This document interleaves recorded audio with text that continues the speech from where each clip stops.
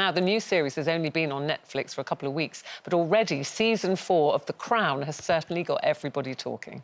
As I said, so many people watching the show, but the show's makers have been criticised, actually, for fabricating some of the events, even adding fictional scenes that could mislead viewers as fact. So let's go to our very own Queen, Her Majesty, Janet. Now, have I got this on right?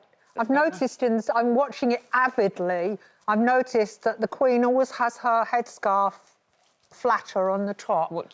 I'm channeling royalty, obviously. Yes. Well, I'll take that off. It's a bit hot, and I think you've got to be born with a special kind of breeding to carry off one of those scarves.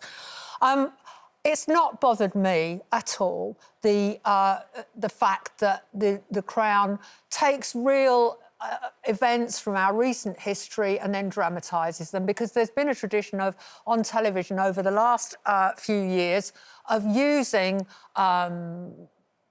crimes, famous murder trials, you know, wrongful convictions and stuff like that. They've been the absolute meat and potatoes of the most successful drama on television in the last decade. And all The Crown does is build on that. So what they're doing is showing us, examining things like the relationship between the two most powerful women, one the most famous woman in the world and one the British female Prime Minister, you know, two women, and how they relate to each other. Now, but I think the events that happened is not what people are saying is wrong. It's sometimes the conversations and the way because they're real people are being represented, and they're still alive, and that nobody knows what the conversation was apart from those two people. I don't really understand, because you're right, you know, there've been lots of crime cases that have been dramatised, but usually at the beginning it says based on real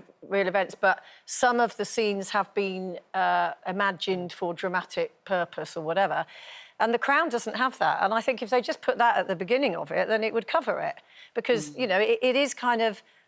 It's covering the sort of general feeling of what was going on, but it is imagining a lot of the conversations. And if that is your life, I would imagine that's quite tricky to listen to. Quite tricky to watch. What do you think, Kelly? Have you been watching it? Yes, I do watch it, and it is difficult to to distinguish the dramatisation from the stories and the truth that actually happened. And I think we were saying earlier, didn't we, that the creator was saying that it's the truth that's really important to him.